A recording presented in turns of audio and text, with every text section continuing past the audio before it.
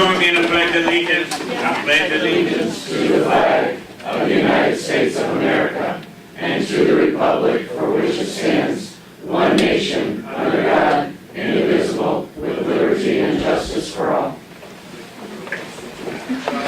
Take the roll, please. Mayor, Benefield, Brooks, Here. Frizzalone, Gould, Hart, Ogalla, Parker, Staley Ferry, Tuminello, Weigel, Winfrey, and Mustis. You have a quorum. First, we have the approval of minutes. We have no minutes? No minutes. No minutes. I'm going to skip all business for right now. I've got some to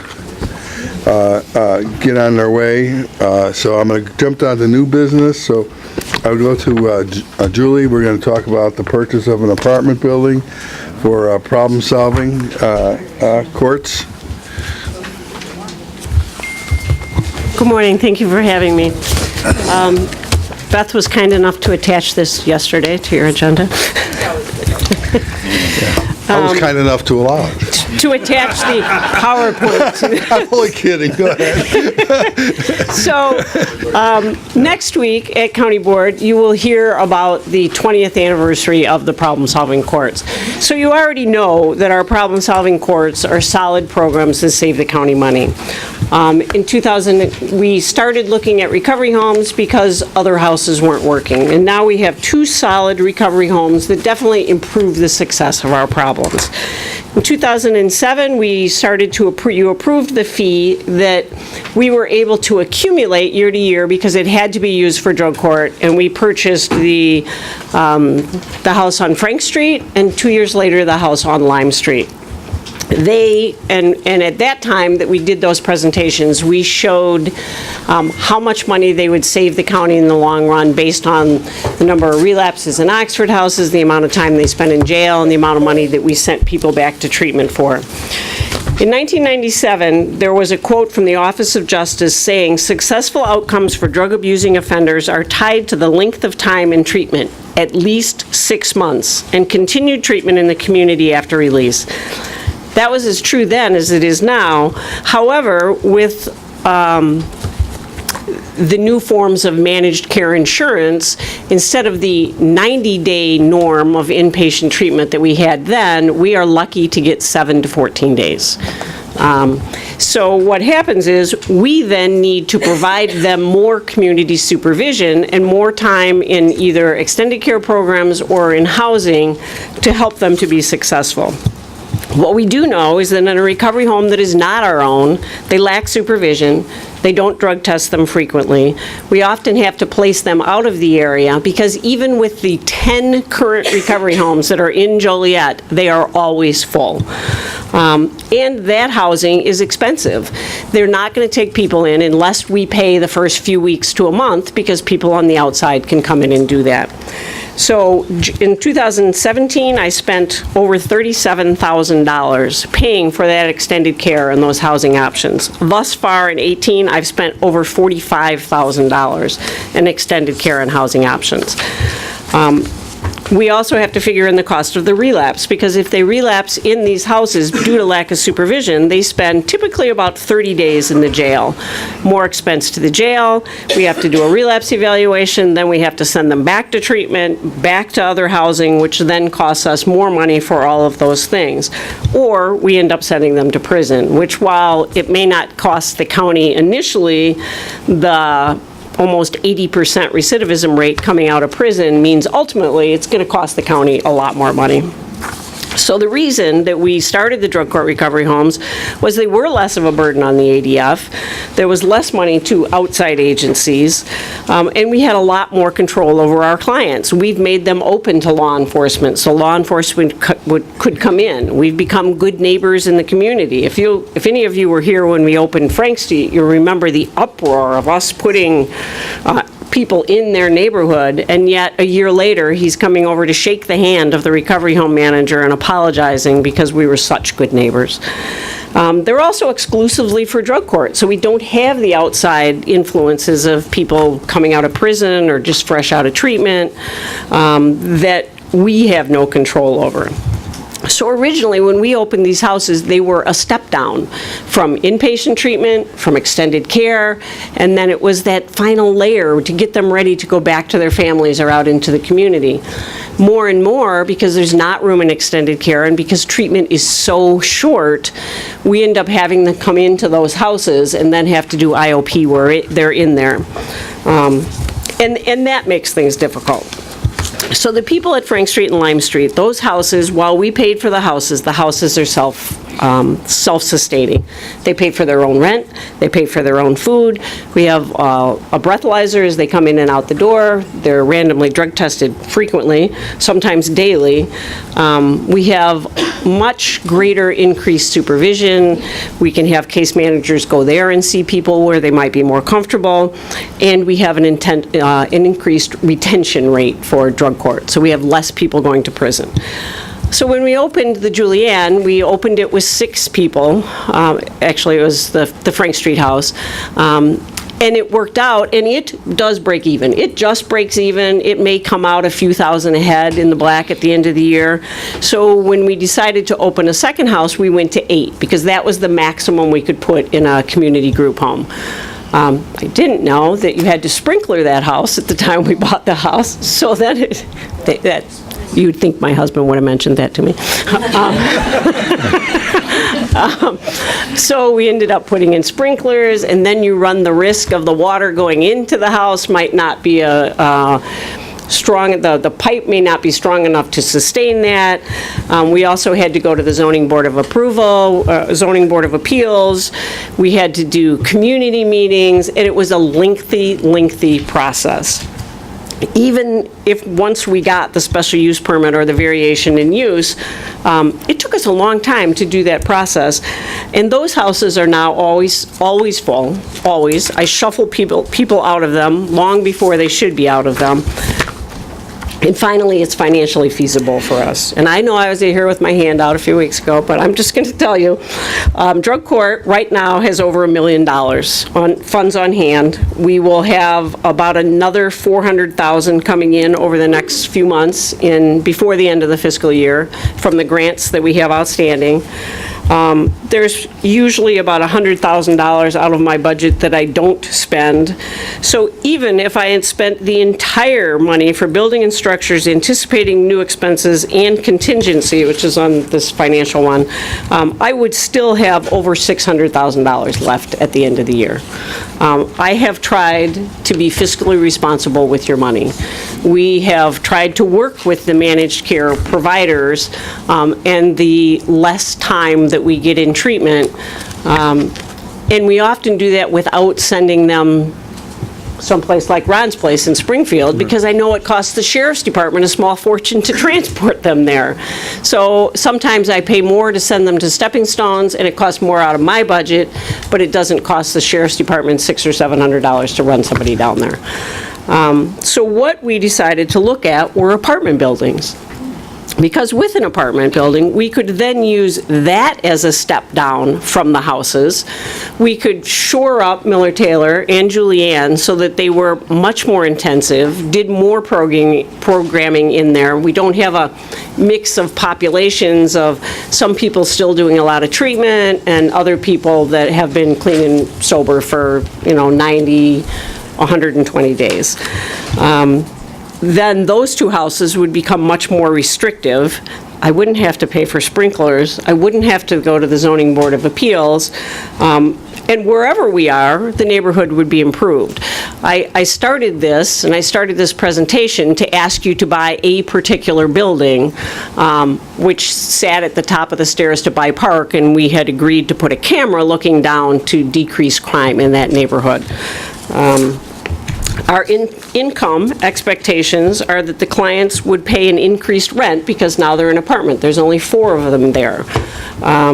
So our average over the year, if we had 14 clients in that building, would be about $78,000. With that, we would like to be able to hire a full-time apartment/recovery home manager. He would manage the apartments, we would have cameras everywhere, he could go in and out of those apartments, and he could also help with managing the other 2 houses that we already have, which frees me and other case managers up to do case management.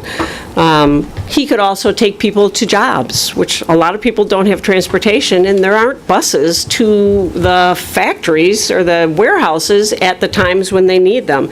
He could provide programming. The particular person that I have in mind has long-term sobriety and has managed recovery homes for many years.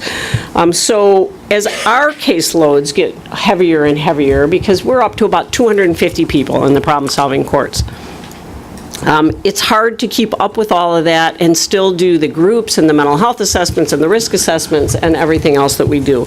We are actually over the average for what a case manager should be having. So our goal is to open an apartment building. We had made an offer on a building, and that's actually why I'm on the agenda. It was a 4-unit building. We could house 12 to 14 plus a manager. Again, there would be cameras, the housing fees, the step down. However, the building did not meet the appraisal. So we actually backed out of that deal on Friday because I didn't know what the board's take on this would be. When we bought Miller Taylor, we actually paid more for it than the appraised value because for us, it was more important. We needed things that the market might not. For the apartment, I need an empty building, which are hard to find.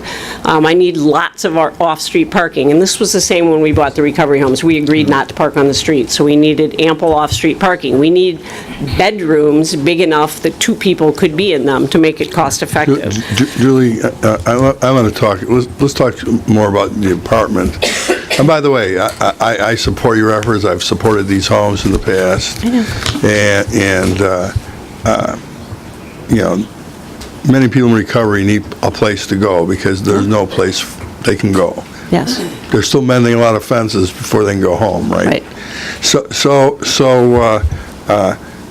let's talk about, you're going to pursue apartment buildings for recovering folks. Correct. Part of the STEP program. Correct. And I don't think there's anyone here that wouldn't support that. As far as paying over appraised value for something, there is a formula, correct, Mary? You can pay like 5% over or whatever. Just so you know, there is a legal part of that you can go a little over, but it's a percentage. You can't go 50% over. You can maybe go 3 or 4% over, and it may be worth it. The other thing I would suggest is you used to go to Public Building Commission, and Mel Rule would always look at buildings for you. I asked So now we have... Joel and Dave Tack both looked at the buildings. I just wanted to say, I want to make sure you're going to Joel and Dave Tack and make sure they go over and take a look at any building. Yeah, we looked at a couple. They would find any surprises or something that was going to be costly, so I want to make sure you're doing that. So- I don't know what you're asking of us. I mean, Well- certainly, so why don't you just tell us what you're asking? I'm asking you to transfer money from my anticipated new expenses line item, which is $69.99, where I have $164,950, into my 4,100 building and structures, which I have 200,000 in, because the apartment we looked at, the offer is 310, the appraisal came in at 3. Okay. But we already backed out of that. It's not that we couldn't go back, but I wanted to make sure I had board support. You know, with Yeah. these last 2 houses, I was here all the time, and then Right. I realized, Well, even though it's been approved for years, I don't know whether they want me to do it. So we need to make a transfer. We don't have time to take it. We want to do it this month. We can't take it to the Finance Committee because they won't meet till next month. We can't actually take action here because it's not a specific agenda item, but we could place it on the agenda of the county board. Okay, so I'm going to entertain a motion. Move second. Now, any discussion on this? Okay. Just a quick, I've also been very supportive of this, and I think that it's worth us taking a look at to make sure that we get this done. I mean, we're not talking about a whole lot of money between what the offer and the appraisal was. I mean, an appraiser can, $10,000 difference, that's almost... Less than 5% is Yeah. allowed. Yeah. So I think, It's a building you really like, and Go you for got it. a little wiggle room. You can go Okay, back. so Okay, I have one more question. When we started this, Public Building Commission was around and handled whatever renovations we need. Is that something that the county maintenance people could do over time if it wasn't major kinds of renovations? Well, let me say this, that I think that probably the better approach, and I think this is basically what Mel did for you. We didn't send our people over, but he helped you manage the process, putting bid packages together, going out to bid, and so forth. I believe that county staff can do the same thing for you. Okay. Certainly Joel and Dave would be the leads on that. I guess I should ask the county executive, since it's they're his If employee. the maintenance department, I mean, they renovated the beach building, they've renovated a lot. If it's nothing major, Here again, if they determine they can use county board staff to do it, I don't see any problem with Okay. that. all right, That doesn't necessarly come from us, Julie, that's... okay. All right, then They'll I'll, be the executive's office. I'll work it out with them then. They're his employees. He Okay. manages those employees. I But tell you, I'm so excited. I was afraid I was coming to like the fire. So, you know, if I was you- like, no, don't spend. So if you really like that apartment building, you do have some little wiggle room. You can always go back with maybe a little different offer. I don't know if you're way far apart. I but, may wait and see if it's, another There week may or be two. other This guy building- might not get what he wants. There may be other buildings out there that you find. There's actually another one on Rainer I want to go look at, but before I looked at more. Yeah. Okay, so as long as I Maybe can you find transfer an the money? 8-flat or a 12-flat. Okay, so then, once the money is transferred, if I find a specific property, I still need to come back to you for the purchase of a particular building, and it Correct. needs to go to county board. Correct. Yeah. Awesome. But in the meantime, Thank we'll you. transfer your funds. So we had okay, Mike. Mike? This building or a similar building, is it gonna need sprinklers? No, because with an apartment, I don't have to sprinkle. Apartment building. It's not a group home, right? So, and the neighborhood doesn't, I mean, they're used to having a lot of people at an apartment, so no one is alarmed when that happens. And this is an apartment full of clean and sober people. Yeah. Thank you so much. Are you allowed to tell us where that is right now, or no? I would. No? Okay. Okay. Okay. However, it's How on about a your, grand turn of camera? however, it's on your agenda. Okay. I didn't see that. All right, thanks, Julie. I better put my glasses So we had a on. motion and a second to place this on the county board agenda. All in favor? Aye. Opposed? Okay. You guys rock. Update on the Family Guidance Center, and that's Hang on, Mary has a Ron Vaskler and Carla. I still call her Judge Carla. Good. Jim, ladies and gentlemen, I know you're probably thinking, oh my God, she's back. And honestly, based on some of the information I want to share with you today, I don't think anything could keep me away. On behalf of Family Guidance, I have to share with you some stats and some really incredible progress that's been developed for our community. I shared with you previously that the staff of Family Guidance is at the Will County Adult Detention Facility every Saturday. And that's pursuant to a court order. And on that Saturday, someone who is in custody is then given a full and extensive assessment. They're given education regarding medically assisted treatment, and they're given a medical examination to see if they are appropriate for the use of a medicine. If they ask then for that help and they're approved, the injection of Vivitrol will be given right there at the jail. That medicine then takes approximately 7 to 10 days to get at the right level in our system to assist to do its job by being that opiate block. And then within that 10 days, what is available is for the judge then to discharge that individual from the jail with the immediate referral for intensive outpatient treatment. They'll then receive the additional medication once a month by injection so long as they are actively engaged in treatment. It's a wonderful program. What I've also told you before is that we now have staff from Family Guidance at the probation department and also at your Will County Public Defender's office. They're sitting there waiting for a probation officer or a public defender to say to their client Go in that room. I want to see an assessment. I want to see if you need help. And the numbers are incredible. Those assessments are not done pursuant to a court order. They're done by a probation officer or a lawyer saying, my client needs help. So those are done either pre-disposition on cases or post-disposition on cases, again, with the immediate referral for help. All the expenses of both of those protocols I've just shared for you are without any expense to the County of Will. That's why you let me come here whenever I want, I know that, but it's also no expense to the individual who is asking for help. I'm preparing to disclose to you some stats, and if I may, since January 1st of 2016, Family Guidance has provided 497 Vivitrol injections to 272 patients. Since July 1st of 2017, the state's STR grant, which provided funding for the additional 341 injections to 143 patients from the adult detention facility. Since January 2017, Family Guidance has provided 658 substance use disorder assessments from the Will County Adult Probation, on-site or at the ADF, and only 127 individuals did not need help. What's also incredible for me is that when we look at access for need, when Family Guidance said that they were going to be able to help us, they also said that what they can also do is allow people to have DUI assessments, just the misdemeanor level assessments.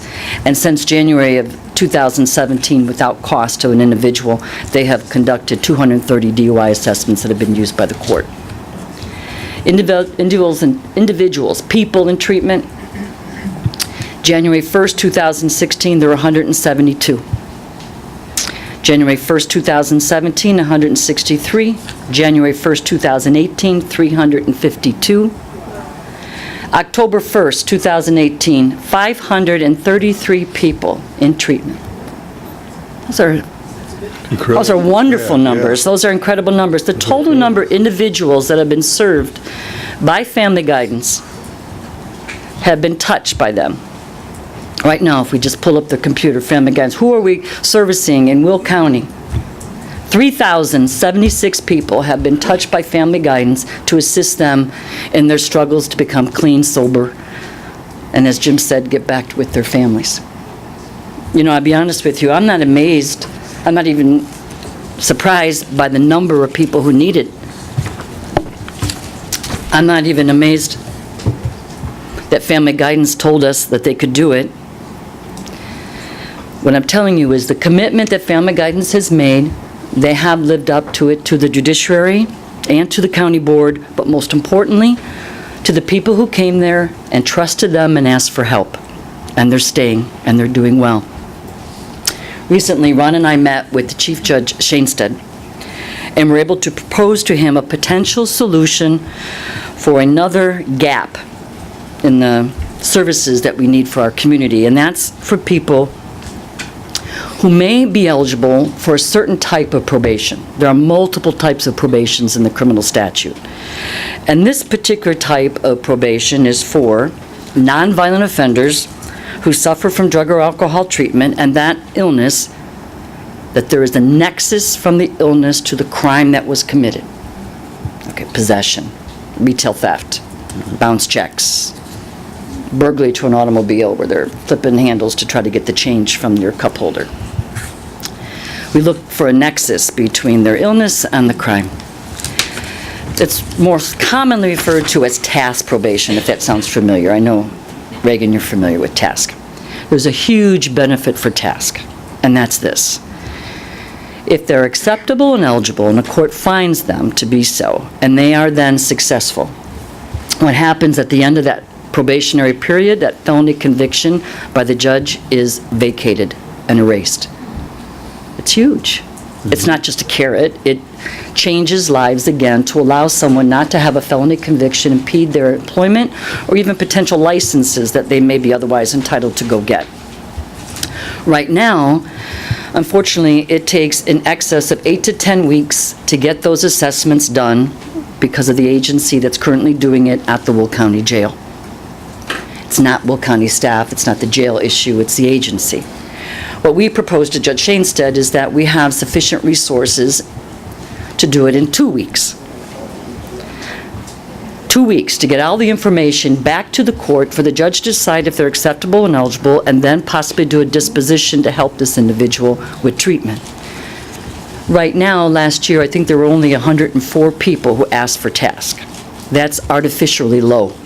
And the reason it's low is because I'll tell you, when you talk to somebody who's in custody and says, I can get you straight probation, you're going to get a felony conviction and blah, blah, blah, or you can wait another 8 to 10 weeks and maybe you'll get this special probation and you're going to work really hard and then you're going to get rid of the felony and someday down the road you're going to get a job. They look at you and they say, forget you, I'm out of here. Yeah. That's true. I'm Yeah, telling you, absolutely. it's artificially low. So, Judge Shainstead has approved Family Guidance to be one of the designated providers when someone asks for special probation. Ron will be putting together with myself a protocol for all the felony judges. We have hired local counsel as well to be the other aspect of the eligibility portion of tasks where they have to look at their criminal history and such to be able to tell the judge if they're available. And we are ready and able to start that immediately. I guess the part that you really might not believe that I'm here to tell you about is this. You're going to certainly have lower detainee periods of time at the jail because of this protocol that we're putting together. You're going to have lower recidivism rate. But at this point, I've only spoke to you about people who are qualifying for some form of outpatient treatment. They're in the jail and they qualify somehow for outpatient. And you've heard me, and I know you've heard Julie and other people say over and over and over again, there are not enough beds to service people who need the inpatient treatment to be successful.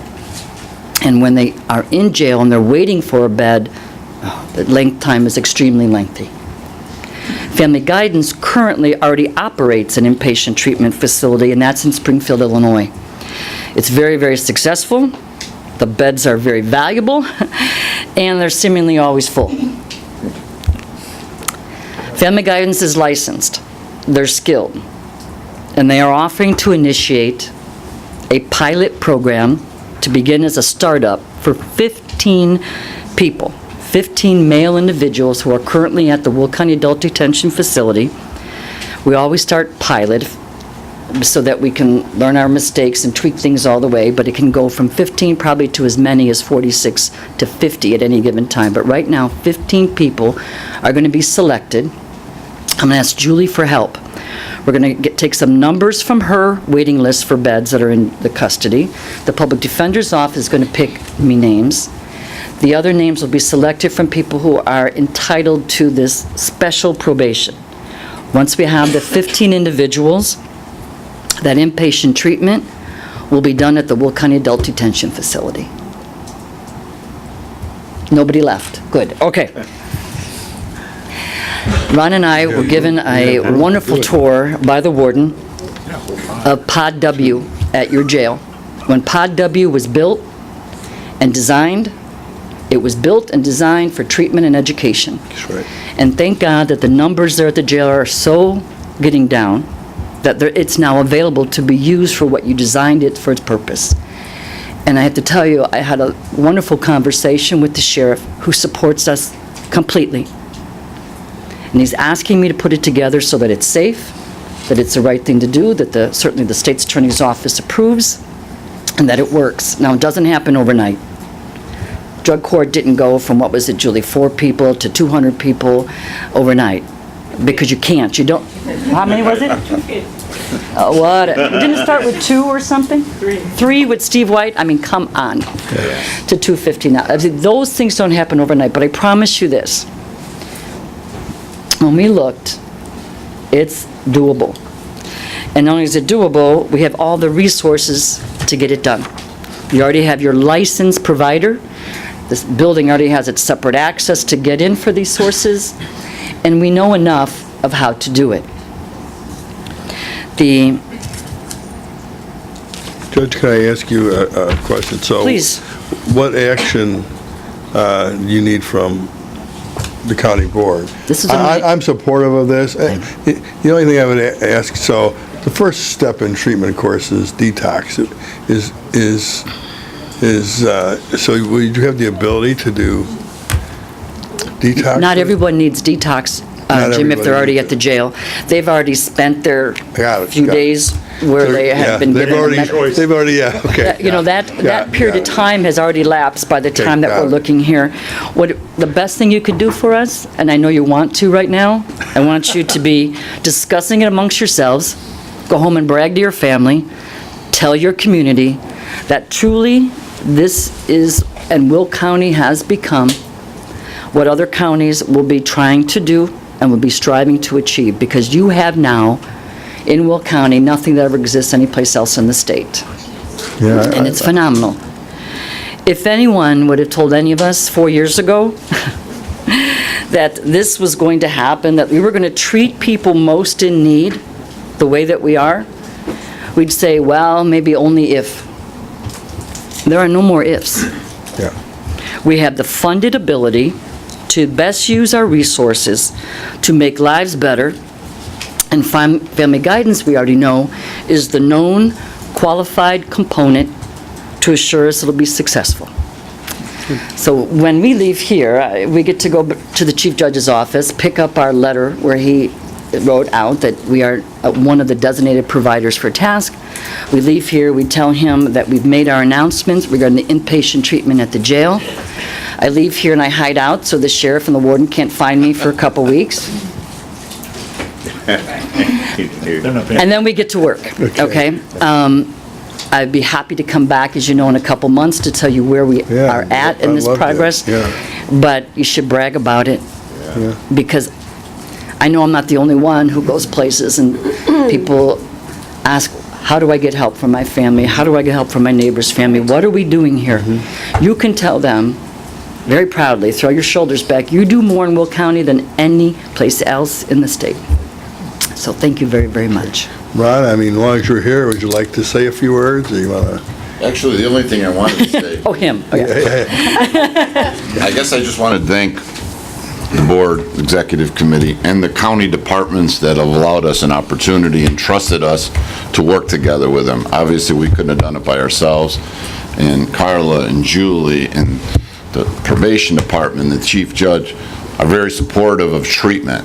And now we all know that treatment works. And it was great to see a county that, no disrespect, but decided that they couldn't arrest their way out of this problem. They couldn't put people in jail and not address what the real issue was. So you saw the numbers. Thank you so much for allowing us to be a provider in your community. And we're here to expand and continue to grow in any way we can. That's all I need to say. You know, it's interesting to me that, you know, how sometimes you get a little bit of a domino effect. So where does this all start from? It starts from bond reform, right? And of You need course, to get the space at the jail. to get the It came with space, bond right. reform, yeah. Yeah, so I mean, it's like, so bond reform allows us now to close pods for detainees now to go to treatment for people so they don't come back to our jail. So I think it's, you know, it's worth pointing out that there is a effect, positive effect. You know, usually, domino effects usually we think are bad effects. This is a good one, so I just wanted to kind of throw that out. Carla, keep up the good work. Thank you. The community appreciates it, and I especially appreciate it. And Ron, all the success to you, and I know Thank you. you're going to have it over there. Appreciate it. So, Lauren over here. Any questions? I just want to say thank you for everything you do and for coming here to tell us. And I'm wondering if you can share those stats with us. So Sure, we can email them to, absolutely, maybe Reagan, you could just send them. Thank you, absolutely. and you know what, I invite you to come back, maybe whatever you think it is, every quarter, to say, hey, here's how it's going, you know, it's going well, and, or we can use some help here, or Thank you, there's some I will. different challenges here, so yeah, let's, I accept your invitation. Sure, Okay, Ed. thank you. Thank you very much. Thanks. Thanks, guys. Thank you. okay, thank you. Have a good day. Okay, now I think I can And jump. Brooklyn graduation is this afternoon, if any of you want to come. That's why I put you guys first, so you can get out of here, you know. Going back to my business. Well, should we jump back to old business? Okay, so we'll go back to old business. Update on the Kankakee River Valley Water Planning Area Alliance. Joe is out there? Here he is. Okay, hi, Joe.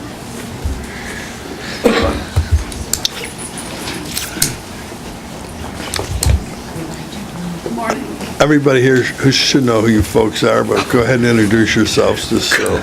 Good morning. First off, thank you for the privilege to address your committee. My name is Joe Cosgrove, and I'm here today representing the Kankakee River Valley Water Planning Area Alliance. Quite a mouthful. I apologize for that. I'm here today to ask for your support and recommendation of becoming a member of our growing organization.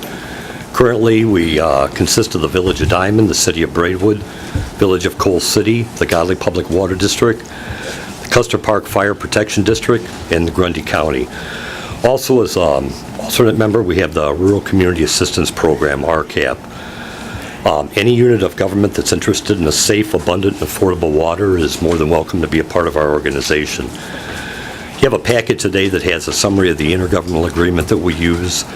I included an agenda of our last meeting and also our most recent minutes.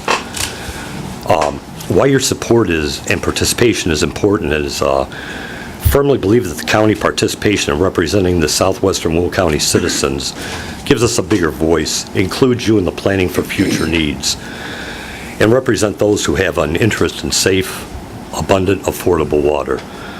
I know you have a lot on your plate today, and I apologize for that, so I want to be as brief as possible. I wrap it up. My simplest request for you today is everyone in this room has a vested interest because you need safe, sustainable, and affordable potable water. It's a human necessity. Besides that, we've come to realize the safety issues by having the fire districts involved with us so that they have an adequate supply of water to fight fires. Area we're from, that's not uncommon for a town to drain its water in 5 or 10 minutes and then have to have other communities come in. The last thing is economic development. Village of Diamond had a business that came in, wanted to build a manufacturing plant. They didn't have an adequate supply of water for that industry to have a viable option. So today, that's why I'm here. I addressed you about a year ago. I apologize if I didn't quite carry the water that I needed to carry. Yeah. So I'm here today to answer any questions I can. Joe, why don't we give a brief synopsis of what the Alliance is and what you've accomplished to this point. I believe you've got your allocations for Kankakee River water and so forth. So if you can give maybe just a brief synopsis of the Alliance and the purpose of the Alliance. Actually, probably over, it's been 25 years or more. I attended a meeting at the time with Grundy County. The chairman was Don Kaufman, had brought together communities that didn't have a water system. He was way ahead of his time. He looked at a future where there was a collaboration of municipalities working together to supply water. What he was on to 20 years ago is as valid today as it was then. We formed a collaborative about 5 years ago. We called it the Tri-County Water Collaborative, and I have some packets I can pass around. From there, we realized we needed a more structured organization, so we've created the Alliance. We based it on what was done in northern Illinois through CMAP, the Northwestern Water Alliance. Currently, the Water District, we've pursued withdrawal permits for the Kankakee River. We've obtained property on the Kankakee River in Custer Park. We just did complete last week our fish and mussel survey. Is the last hurdle we have. Our permit was filed last October, so we anticipate probably within the next 3 weeks to having that permit. The goal there is to have that permit in the public trust if it's ever needed. What we're also doing right now is with RCAP, we've been able to provide programs at no cost to our membership, from water surveys to rate analysis. We've also been able to institute a program that they can do mapping, electronic mapping of all their functions, all their support thing. And lastly, we've been able to really put that educational program together for our members. Short, that's what we've been after. That's what we've been doing in the last year since we really started the Alliance. I'm Kathleen Elliott. I'm the attorney for the Hadley Public Water District and also for the Alliance. The Alliance is a planning group that fits in the mold of CMAP. It gives all the communities in the area a regional approach to supplying water, both for drinking water purposes and safety purposes, as Joe said. So we see this as a safety and planning and a regional approach, cost-effective, safety, and that's what we're about, and all the, and education. The programs that we've had at our meetings have been very illuminating. Well, let me say this, my interest in water goes back probably 45 years. When I first came to Will County, of course, my initial involvement was fighting water rates from a private utility company. But it does get you understanding a little bit more about water and water resources, and the splintered kind of, or siloed approach that almost all communities have is not sustainable. It's just not. We have that big pond just north and east of us here, but there's even limitations what you can take out of major lake systems like Great Lakes. So I'm supportive of, and by the way, I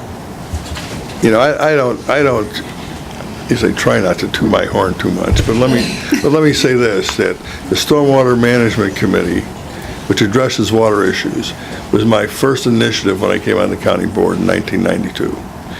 And it was a struggle because even amongst county board members, they weren't interested. And it took me, I think, 4 or 5 years. We passed the ordinance, and then it took another 3 years before the county executive, back then Chuck Adelman, would appoint to the committee. I mean, he just totally blocked it, so, or tried to block it. I think we finally pushed him on it, and of course, I was the only pusher initially, so it takes time to get other pushers with you. But Joe has been there, and they have done presentations, and the Stormwater Management Committee is not just about, it's about water quality issues and so forth. It's just not about stormwater. I mean, so they do take up these issues. Joe, you've been there at least once, maybe twice, and they've been supportive. And I think, their recommendation, I think, is they would like us to get involved. From a planning perspective, I think that, I hate to say it's a no-brainer, but it's absolutely what we should be doing. We're not water suppliers. Not that the county can't be, but we're not. But certainly we should be water planners on the county end, and I think we should be part of this alliance. So, I'm just going to open it up for any other comments. Chuck, go ahead. A while back when you first proposed this, one of the folks on that committee, I think Teresa O'Grady, actually from our district, she's a professional engineer and water resource manager. And she got on there and she was taking a look at some things and said that there was, in theory, she really liked the idea. Very supportive of the group. There seemed to have been some questions by Teresa at the time with representation and how people were being represented and costs that the county getting involved. I think one was the county had a single vote where some of the municipalities had 2 votes on the board and things like that. And so I'm just wondering, has any of those issues been addressed? Actually, in the intergovernmental agreement, it works out how that happens. Every member has 1 vote. More what we're taking is this is a planning organization at this point in time. But you also wanted to be proactive rather than reactive, so we've made this intergovernmental agreement so it's a living, growing document. It's a basis for something to start. Our view is this resource should be managed by a collaboration. that collaboration being the members of the alliance. So, and as planning goes forward and studies are done, and how do those get paid for? We've haven't even collected any of the monies yet for initiation or dues or whatever you want to call them.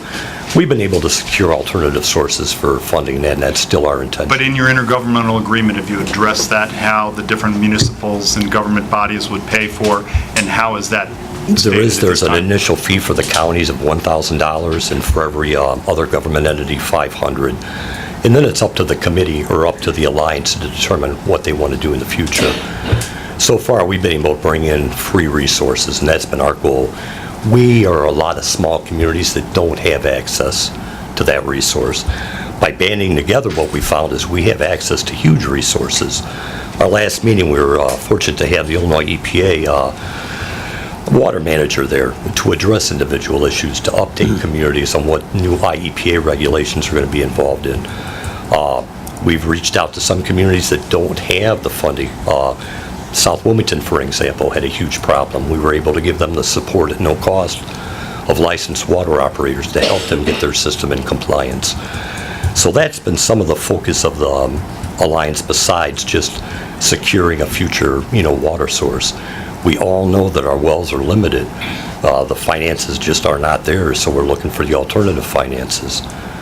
To directly answer your question, so far we've covered all the costs. We haven't had to use any outside money. Been very fortunate in that. As far as the actual water supply, the Gadley Public Water District has been paying for all those costs on securing permits and doing other things. This is more of a planning function. And understood, so if research and planning were going forward, and I thought I remember hearing or seeing that some of this would be based on member population, and people paying. No, what we have established in the intergovernmental agreement before you is it's just divided by a county and a municipality. That's the only fee structure. It's not based on population or anything like that. Can I mention one other thing? Yeah, yeah. And as you go down that line of questioning, and I think, Joe, you kind of hit on it, one of the things about the Alliance is the resources you have internally that you can bring to the table. Certainly, we got a land use department, we got a stormwater management committee, we have certain expertise, and I think the contribution from a larger entity like Will County is that we do have some resources that we can bring to the table, both in planning expertise and water expertise. So I think that's why it's important for, like, Will County to be at that table to try to move planning forward. Certainly, we've been focused pretty much in our discussion here, as of late, has been pretty much been focused on groundwater and the groundwater resources, and including that resource getting contaminated in one form or another. So, but that all plays into what the Alliance is working on as far as planning. I mentioned, perhaps future water resources, but we deal with all the resources, including, I believe they're trying to, including the current well water. And of course, we all know that those water tables are dropping quicker than we'd like to see. So, but anyway. And once again, that's why I think it's so important for the county to be a member of this alliance. So your wisdom, your interest, your suggestions are made part of this for this discussion to grow this organization and what it needs to become someday. Go ahead, Debbie. Debbie Militello, Thank you. and of course, this is in District 6.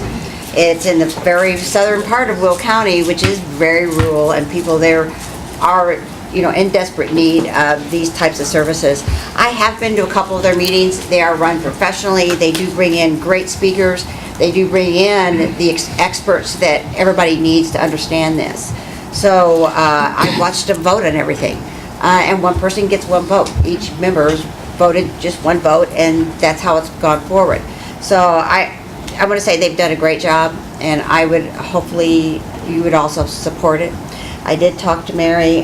She has to look at the agreement, but she would do so before the county board meeting, which she's just been a little bogged down. Just a little, huh, Mary? So. Okay. So then I will then entertain a motion to place this on the county board agenda. Of course, always states attorney's review, and that we move it forward to become a member of the Alliance. Moved. Second. All in favor? Aye. Opposed? Motion carries. Thank you. Thank you again very much.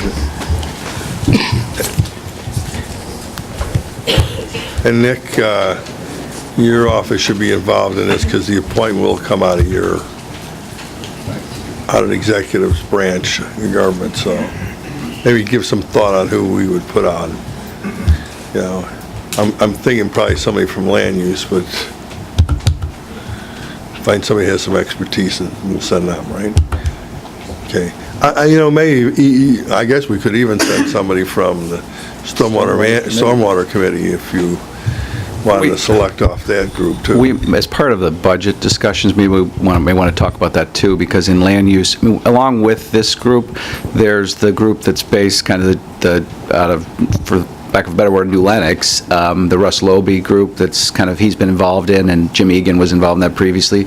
And there's some other water efforts, because this is an issue, I mean, it may be localized in some areas of the county, but it's an issue all across the county, as we all know. So we may want to think about how we as a county want to integrate all those efforts together so that we're kind of aggregating the information here, even though they may work kind of as a local group, but we want the information flowing back here, right? So. Yeah, the other thing, and I don't know if Joe's left or not, but you mentioned Grundy County is in, they might want to look more. We might want to also suggest that we look at all our surrounding counties.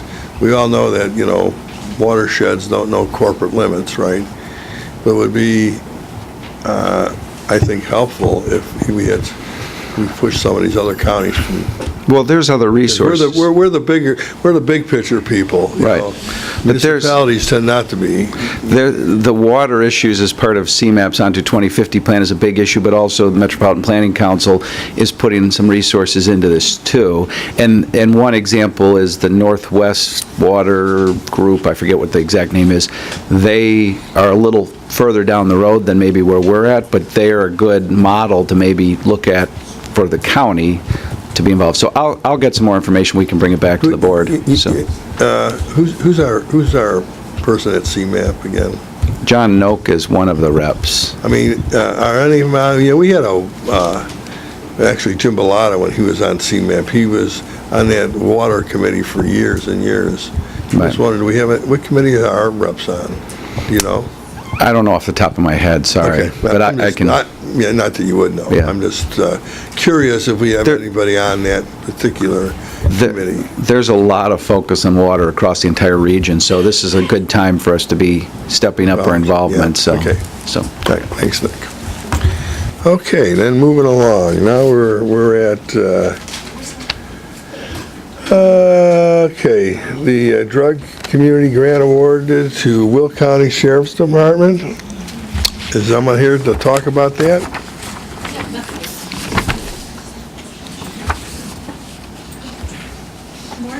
Morning. Morning. Thank you for having us and asking us to come speak at your committee. My name is Bonnie McPhillips, and I'm with the Will County Sheriff's Office. Next month, I'll be starting my 17th year at the Sheriff's Office. I was hired 17 years ago as the Will County Police Social Worker with a background in mental health and substance abuse. Is that better? So our goal here today is to give you the background on the DFC grant and application, let you know where we are now and what our next steps are, and then answer any questions that you have. In 2015, Lois Mayer started writing the DFC grant, and then in the late 2015, early 2016, she came to the Sheriff's Office and asked the Sheriff's Office if they would be willing to move forward with the grant application and apply for the DFC grant. Part of the DFC grant requirements in order to apply for the grant is to have a coalition, a community coalition in place for a year. Lois was able to secure $50,000 from Centerpoint when she was starting to write the grant, which was initially going to be used for matching funds for that grant. When we had come to the conclusion that we needed to be in existence for a little bit more time prior to applying for the grant, I suggested to Lois that we approach Centerpoint and asked Centerpoint if we can use that money as seed money and then also to hire a coalition coordinator. At that time, we did approach Centerpoint and they gave us their blessing to move forward. We then hired Ms. Cherry Powell, who many of you may know, who's been in prevention in the community for over 30 years. So Cherry came on with us in March of 2016 and has been instrumental in getting the coalition started. The requirements of the grant are to have 12 sectors participate in the coalition, which includes local government, businesses, faith-based, schools, hospitals, just to name a few. Cherry came on with us in a part-time position. There's only one other coalition in the state that has a part-time coalition coordinator. The rest of the coordinators are full-time. So that's exciting because we were able to accomplish everything that we have in this period of time, just with Cherry being on with the Sheriff's Department at part-time.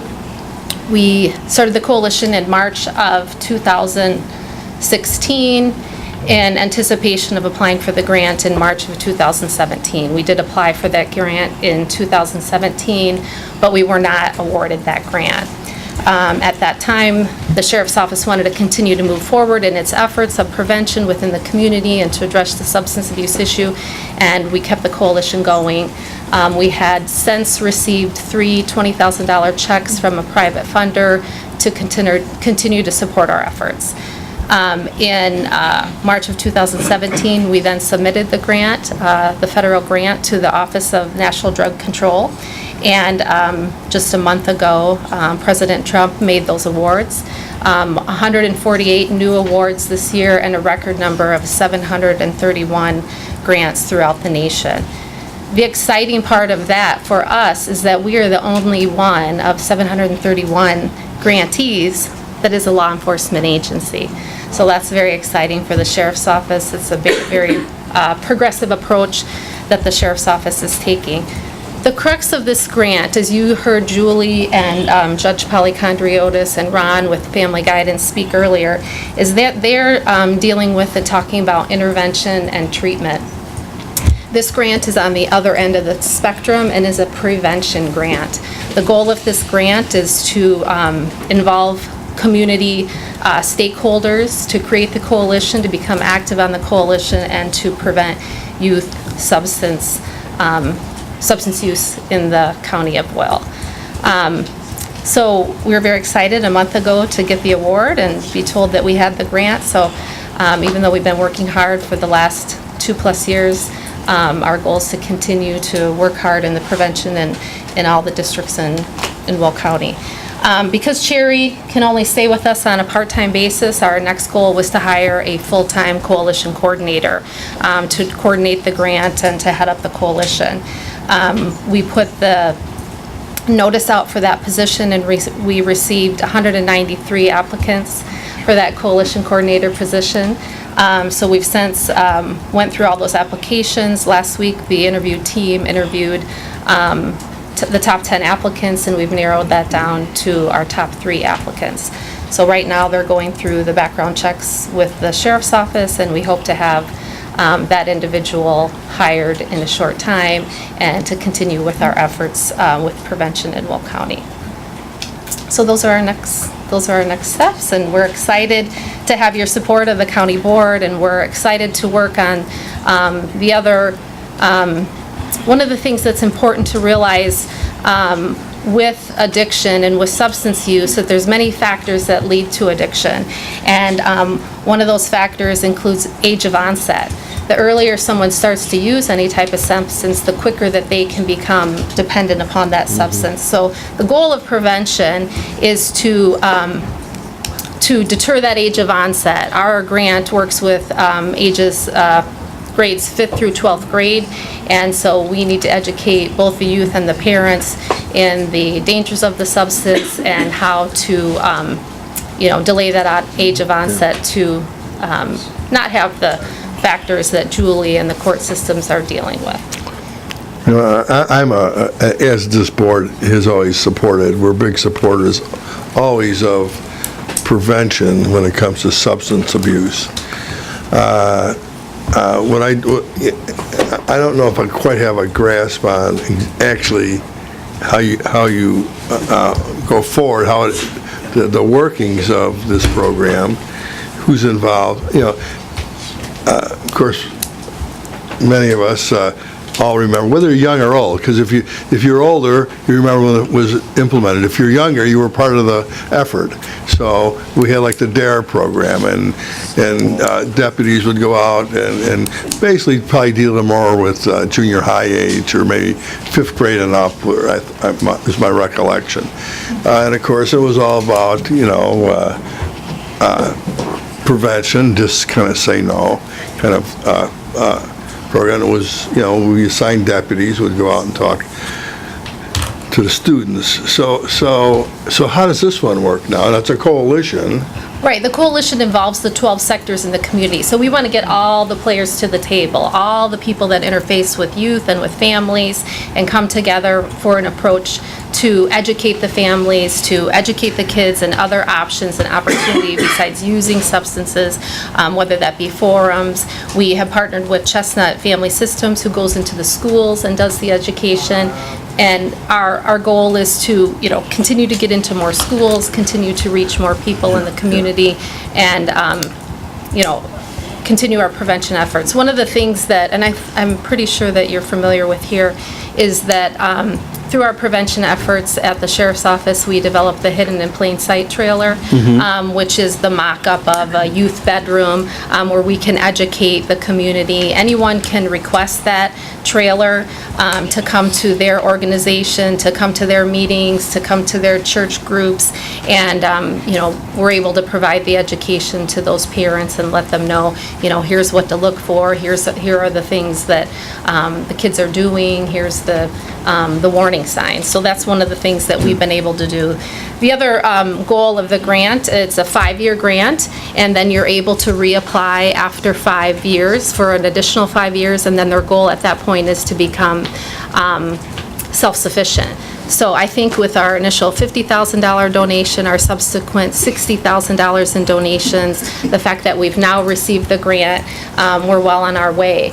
The other thing that coalitions struggle with is the ability to become 501c3, and we've already done that in the time that we've been in existence. We've already partnered with Mike Hennessy at the United Way, and we're already able to take those donations. So we're very excited about that. Yeah, that you should be. Yeah. The other thing that the grant allows is once you receive this grant, it opens up the doors for many other grants that you're not even allowed to apply for unless you are a recipient of this grant. So of course with Lois's expertise and help, she's always out there looking and searching for, what we would be eligible to do. We're working with, partnering with Julie and the specialty courts. The health department has partnered with us. Their tobacco-free program and their grants have now partnered with our program as well as part of our coalition. So again, we want to get all the sectors involved and do as much as we can for all the youth and families in Will County. You've done a good job explaining it to us. Thank you. Oh, thank you. And I would invite you back, maybe quarterly or every, maybe at least a few times a year, and let us know how the program's going. Yeah, and we Because I would be interested to see what progress you're making. Well, thank you, thank you. And we invite all of you to come to our coalition and attend our programming, and through working with Reagan, we'll be getting out all the information as far as our events and the things that we're doing in the community. So we really appreciate your Just support. get that to our office, and they'll make sure that we receive it, okay? Great. Any other questions for us? Any questions, by anyone? Okay, thank you. Yeah, thanks. Maybe we'll bring our new hire in and introduce Yeah, our that would new be hire great. Yeah, that would be when great. she comes on board. Yep. Our goal, the grant period did begin September 29th, but we're continuing to move forward. Cherry is staying on, still at her part-time basis. I'm still going to be at the Sheriff's Office as well, and we hope to have that new hire on board by November 1st. Okay, great. Yeah. Thanks. Can I just make one quick Yeah, comment? sure.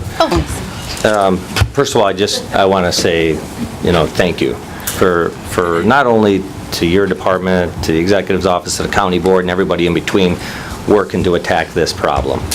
You sit back and like many of, you in the room, probably know someone that's affected by this opioid crisis.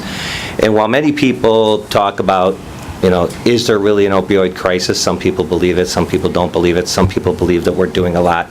I would encourage anybody, if they don't believe that there's an opioid crisis, or if they don't believe that Will County is leading the way and stepping up and doing everything that we've can and pounding this thing from every angle, to watch the first hour and 15 minutes, because the drug issue has dominated probably the first 1 hour out of the hour and 15 minutes that we've all been here. So it's obviously an issue, and I commend everybody working on it to try to prevent this from taking more lives in the future. So we thank need to you. come at it from every angle, every spoke, and I think at this point, the county has been successful in doing that, from prevention to intervention and treatment. You see all the individuals are here, all the hard work that we're doing, and all the progress that we're making, all on behalf of the youth and families of the county. So thank you. Great, thanks. Keep it Can I up. just say something?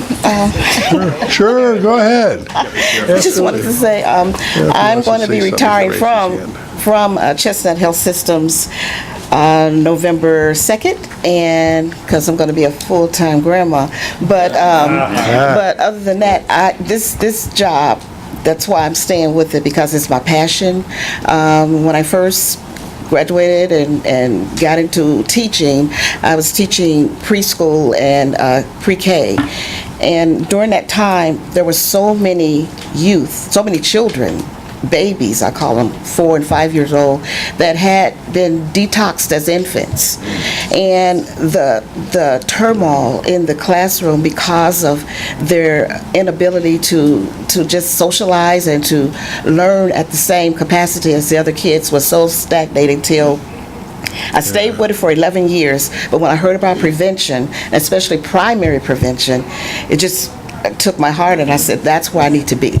And I've been there ever since 2009, and I've loved it. And even though I'm going to retire, when the sheriff's office begged me to take this position, I'm like, I think I can do it, but only on a part-time basis, because I was still working full-time. But I know I'll be doing this forever, so. And I thank you and people like you that understand the necessity to keep that onset from happening. I mean, we're talking about primary prevention. Primary prevention is not to ever start, and that's what we want to get them to have. So much other things, so many activities, so many involvements that drugs wouldn't even enter their mind. So thank you for your help in this. Well, thanks for coming over, and thanks for staying with us for a while. See, we picked the right person, I right? think so. Sheriff, did you want to say something? Sure. I just want to thank everybody that's in this coalition, top to bottom. We started this a couple years ago with a mission to get this word out, get this prevention out within the sheriff's office and with the help of the executive's office and everybody involved. And it's obviously all the hard work's paid off, and I can't thank everybody enough that's involved in this, that's done this hard work, that Lois and Bonnie and everybody was involved in this grant. And it just goes to show that, like you said, everybody in Will County knows that there's an issue, and we're attacking it from all angles. So just wanted to say thanks for all the hard work, and we're going to keep pushing. Thank you. Thanks. Thanks, Judy. Okay. Lois, speaking of Lois, they used up all your time. No, I'm only kidding. Good morning. I'll be very brief. Okay. When I came before the committee back in September, I spoke just for a few minutes on the one grant that we had submitted, one of the federal grants, the DOJ COPS School Violence Grant. And last week, we received the letter from the Department of Justice that Will County received that grant. It's $500,000. The guidelines behind the grant itself, the grant application, required a collaboration between a school district, a law enforcement agency, which is our sheriff's office, and a unit of government, which is our county, which is you, the county executive's office. No, this is the Homer money. Yeah. So as it turned out, it's Homer District 33 that received the grant, or that we will be the implementing agency. The Will County Sheriff's, Mike Kelly's office will be the lead and oversight agency, and the county will be the fiscal agent for this grant. So we were one of 7 in Illinois that received the grant, and only 2 received the $500,000. So I'd be... So there's a match to that, correct? There is a match. It was a 25% match. They went above that. And Homer School District provided the match? Correct. Correct. Just so everybody knows, the match came from the Homer Came from Mike, he wrote the School. Well, Mike could write the check, but I don't think he did. This is a great program. And like I say, I just want to make it clear that Homer School District, what number is it? 33. 33. Provided Great the match. people to work with. Yeah. I mean, they had everything in line, ready to go. So we're looking at a really good collaboration here, working with them. As I had mentioned before, this year we saw quite a few different funding streams coming down the COPS program, which is the initiative of our Sheriff's Department. And if we see this again, certainly would like to see another school district in Will County, possibly next year, if it's available, apply for it, because it's just a great... You know what, maybe explain, I know Mike can, because as soon as I see it, I call him and go, hey, how did you get this? But I wanted to make sure they were paying their share, but to explain what the grant is, it's really about the Building assessment. building assessment. It covers 6 schools within that district and the Transportation Department.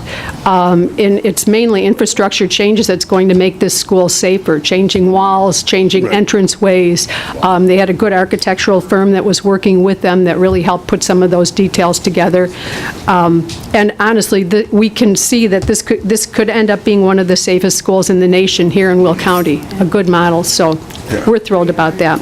Go ahead, Mike. Yeah, and I know they actually just changed the new superintendent, although he had worked with the school for a long time, but Craig Shoppy is really excited about this. I'm excited about this. My wife works in the district office, and she's as close to the door as you, Lois, and they didn't even have a buzzer lock on it until about 2 years ago. Wow. People could just walk right into the front and be right in her face. So I'm excited about the safety for her and all the kids out there. But I know they've been doing their assessments already, and they've looked hard, and this is just going to be great for them to be involved in this. Yeah, it's a very exciting time for that area, that's for sure. And hopefully, like I said, it's a 24-month grant. Hopefully, they'll be setting this up again next year, and perhaps another school district would be in line, ready to do this, so. Okay, great. Good job. And just kind of to back up the judge's presentation, we are working with Family Guidance right now on a state grant, an $80,000 grant that we'll that'd be be great. submitting by the end of the month, so. That'd be great. Yeah, thank you. Okay, thanks, Lois. It's been a good year for you, Lois, huh? It's been a good... Yeah. Okay, thanks, Lois. Okay, next we have establishing a predictable fee schedule for the Recorder of Deeds. I'm not quite sure what this is, except state legislature said we'll do it, kind of thing. I mean, I don't think we have a choice on this. We're just curious what it is. Good morning. Thank you for having us. I'm here today to ask for your approval of our predictable fee schedule that the state has put into place. It does go into effect by January 1st of 2019. How this all came about is Wisconsin and Indiana, they went and did a flat fee where every county in the whole state all had the same recording fees. We're Illinois, and let's be honest, we can't ever agree on anything, so we went with the next best thing, which was called a predictable fee. So right now we have 150 some documents in our thing, which they don't all have separate categories. We are combining them into 5 categories, which this legislation calls for, and because most of our time, like when we have rejections and everything, it's because of page counts are wrong, or they don't account for the right reference numbers. This will be unlimited pages for our recording fees. It will also include up to 5 reference numbers or 5 PIN numbers. Anything above 5 will go to a non-standard document automatically. So, and then it also calls for us to add an additional fee on for the non-standard, which we have provided for you in the packet. Okay. The legislation also allows us to do a cost study, or we can do a 3-year cost analysis, which is what we chose to do. And so in the one packet that we sent you, which was the larger one, this is our 3 years on all our documents and how we came up with our numbers, and that's what we would be asking for your approval for. Okay. Somebody want to make a motion to place this on the county board agenda? Move, second, any discussion? Go ahead. I had a question. I'm sure I assumed you would. Because if you get in that corner, well, Since it's your business. Yeah. So I guess, just let me start just a little bit here. So a predictable fee schedule that sounds like you can, is the entire state?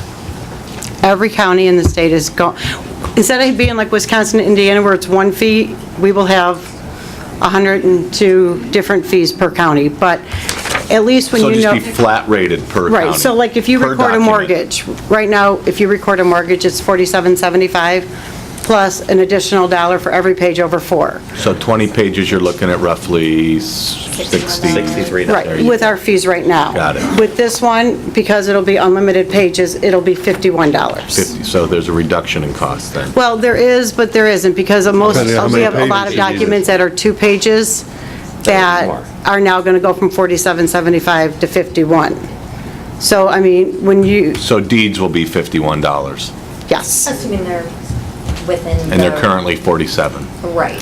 we Assuming that they're. Unless, of conforming to course- Standard. And what do you charge, documents. 400 for that? Right. Yeah. So,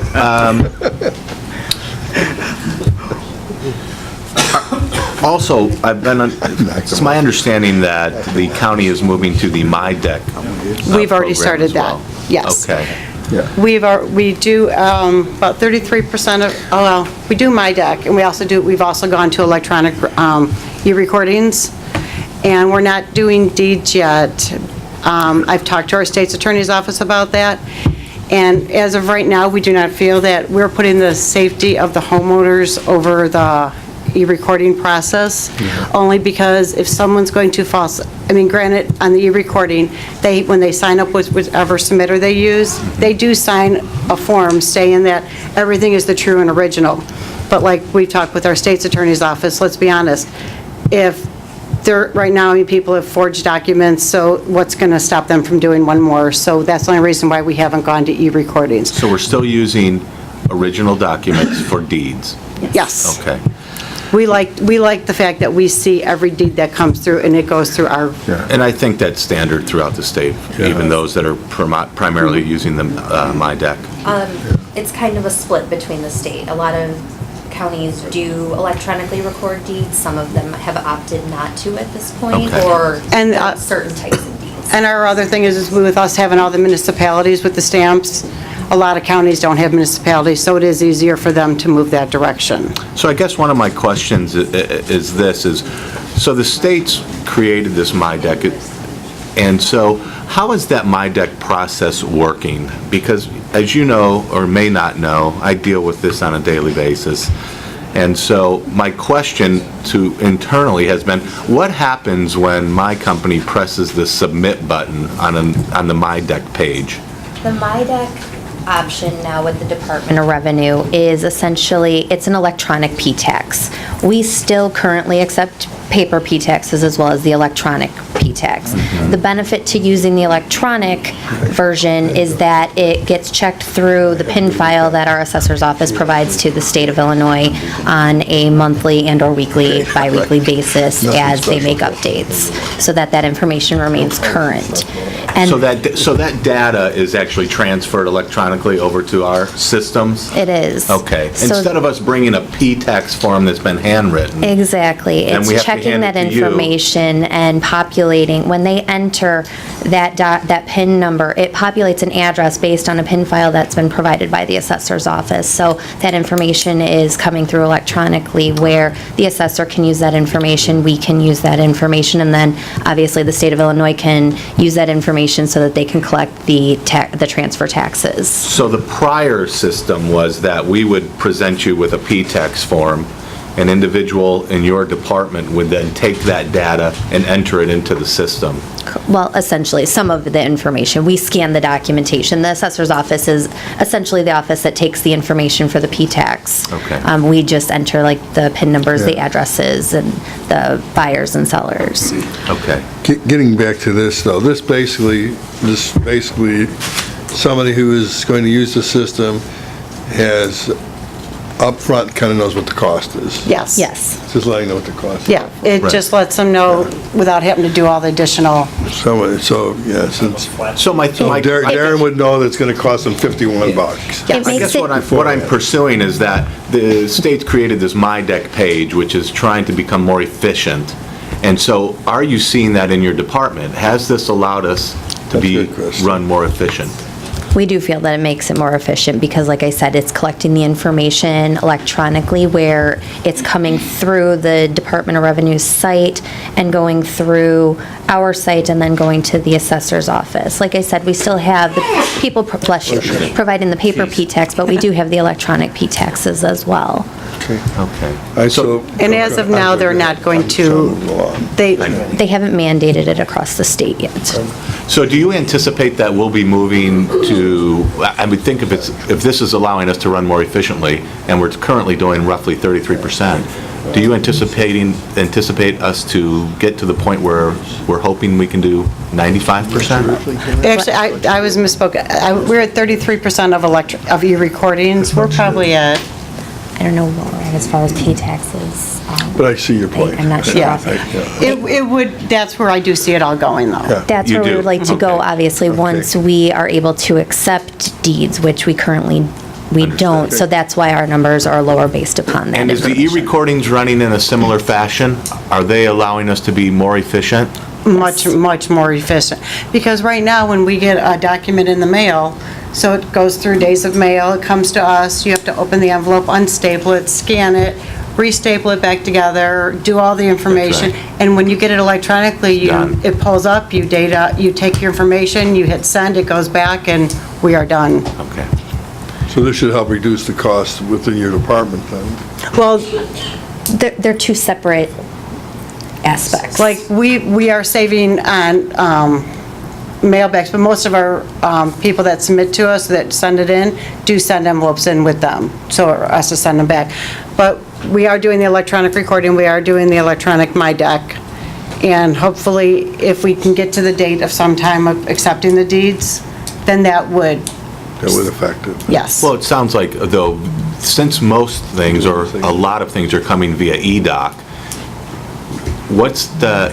you no longer need that individual to take an original document, pull the staples, enter the stuff. The only thing enter you're the doing is data. pulling it up on a screen, entering in, you're prepared to all the recording information, and then they already have like an escrow account basically with their submitter, so we just pull the money from that. So then there's no checks bouncing, and they do, An ACH. ACH end of every, Well, hopefully over time it makes us more cost efficient in our operation, and Yes. I look forward to seeing those effects within your department. Yes. Thanks, guys. Any other comments? Okay, so I'll entertain a motion to put this on the county board agenda. Motion second, all in favor? Aye. Opposed? Motion carries. Thanks for coming down and explaining. thank you very much, you have a great day.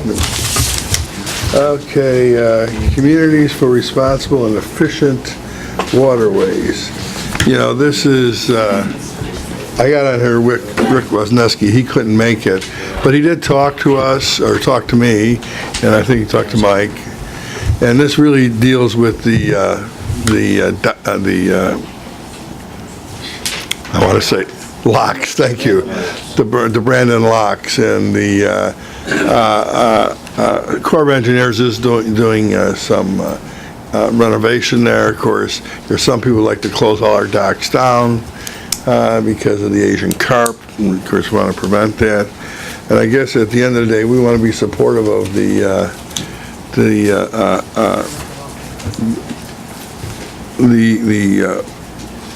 modernization of those locks, right? So that's really what this is.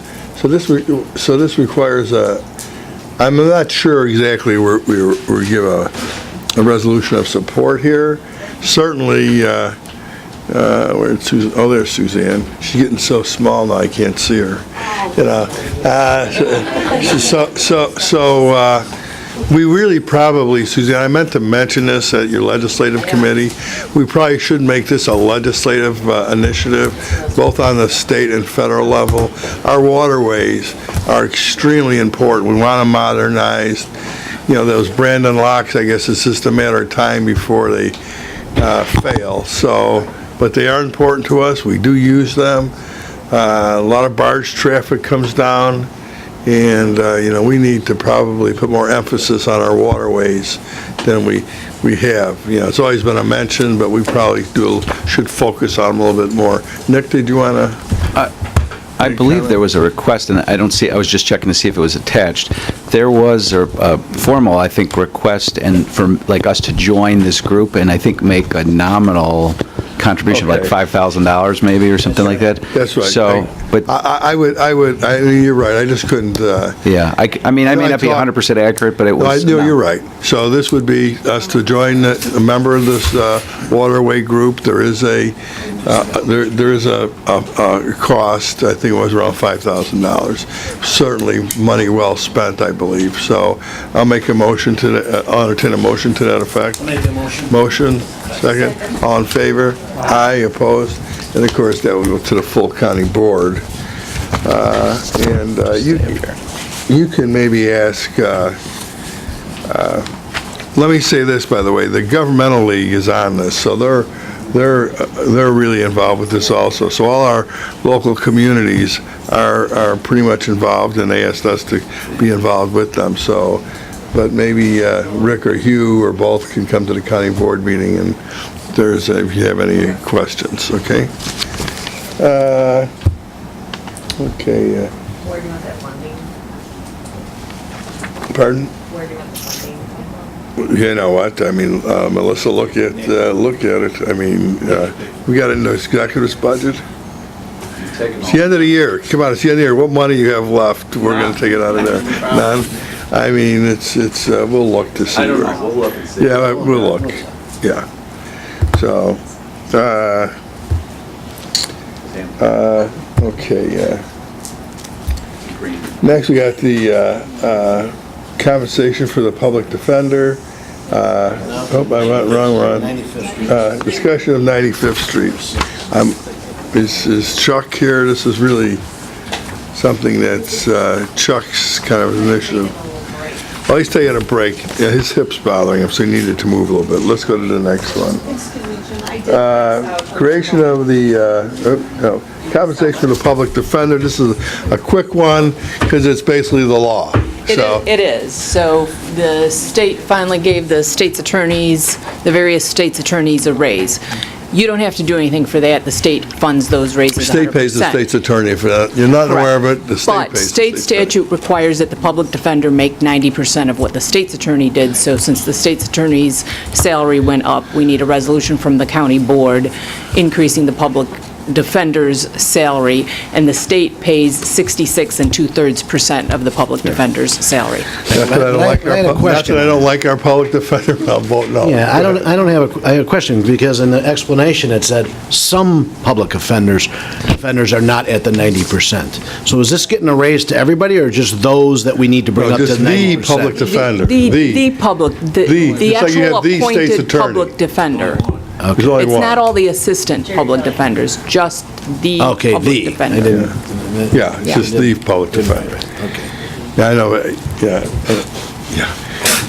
No, don't worry. So anyway, so we have to do it, the law. Second. So motion second, all in favor? Aye. Okay, thanks, Mary. Okay, back to 95th Street. Chuck, this is kind of your initiative, so I'm going to let you perhaps make comment here. This has gone around and around.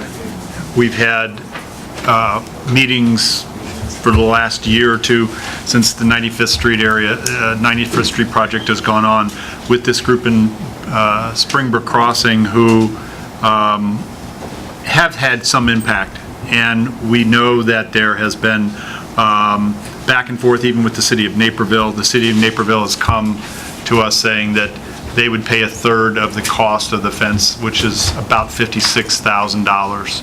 I think, and Jim has pointed this out,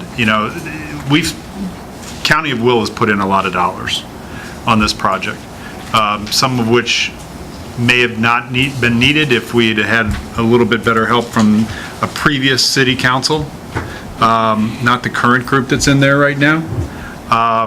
But they're trying to make an effort to help these folks move forward. I would like us to make a proposal that, I don't think it's fair to the County of Will that we take on 2/3 of this.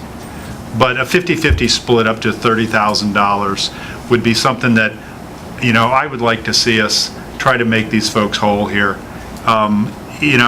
There is impact up there. The roads east of Napier Plainfield definitely had some setback issues. We had to go take some of their property.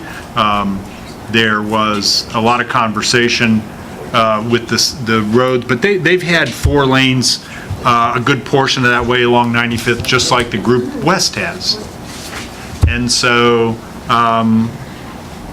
we're not talking about a lot of money to help make these residents whole on their side of the world here. So I would like to see us send a letter back to the city of Naperville saying that we will offer a 50-50 split here, and see what they say. Put the ball back in their court.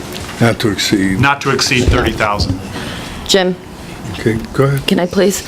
I've been dealing with this, not just lately, I've been dealing with this since the beginning, that we have the Forest Reserve Trail is a huge part of this. We were one of the partners as well.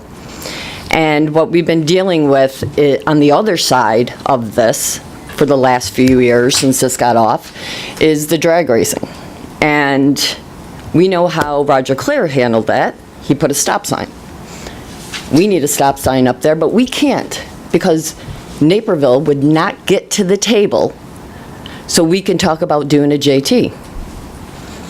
They wouldn't even discuss it with us. Bolingbrook came out, they did a JT, it was great. That is kind of solved on that side. JT's jurisdictional transfer. Okay, right. They take ownership of the road. Right. So with this, because if they would have, this is a county road. We can't lower the speed limit and we can't put a stop sign. All we asked for them was to do a JT. And Jim, if I remember right, you were very generous a few years ago when we had spoke of this. And this is when Bruce was with us. And they wouldn't even go.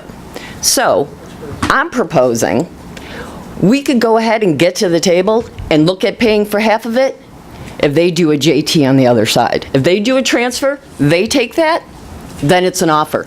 Because they have not been whatsoever very yes? Cooperative, thank you, I couldn't think of that word. Jim, I'd go a little farther. I'd say we'll pay for the wall, do the JT. Yep, absolutely.